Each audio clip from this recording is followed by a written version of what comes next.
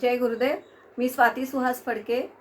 मी हा कायाकल्प क्रियाचा कोर्स केला त्यावेळेला मी हा पूर्ण करू शकीत असं मला वाटत नव्हतं, कारण माझे गुडघे खूप दुखायचे.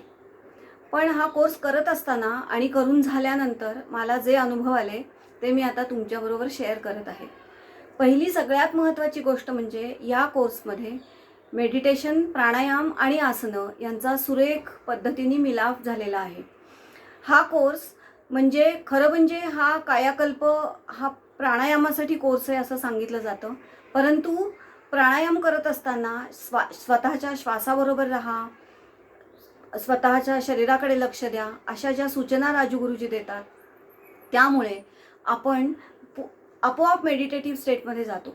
स्वतःच्या श्वासाबरोबर लक्ष असतं, त्यामुळे मनात दुसरे कुठलेही विचार येत नाहीत आणि आपण मेडिटेशन करत आहे असंच आपल्याला जाणवतं.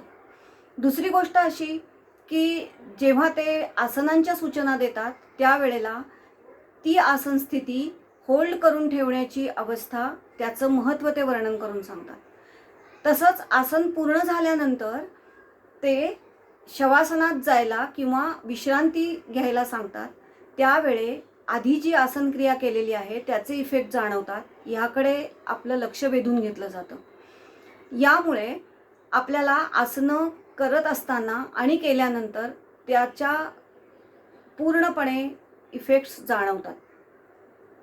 दुसरी गोष्ट अशी की ही वायुदेवतेची किंवा हनुमान देवतेची साधना आहे असं सांगितलं जातं. तर खरोखरच आपण प्राणायाम करत असताना पक्षी आकाशात ज्याप्रमाणे विहार करतात त्याप्रमाणेच आपण सुद्धा करू शकू की काय असा भास होतो. इतकं आपलं शरीर हलकं होतं, मनही हलकं फुलकं आणि प्रफुल्लित होतं.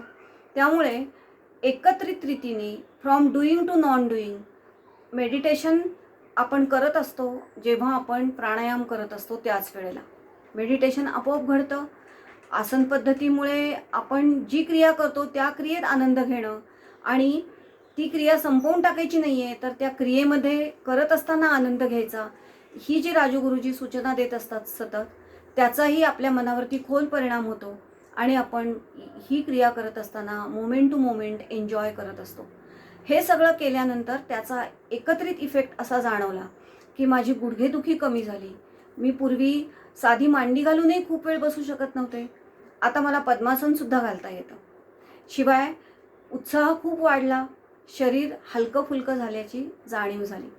हा कोर्स आपण सगळ्यांनी करावा आणि त्याचा अनुभव घ्यावा असं मला फार वाटतं.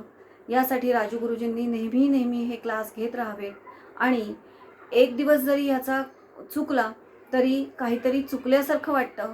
त्यामुळे नेहमी या कोर्समध्ये आपण परत साधना करण्यासाठी जॉईन व्हावं असं मला वाटतं. जय गुरुदेव.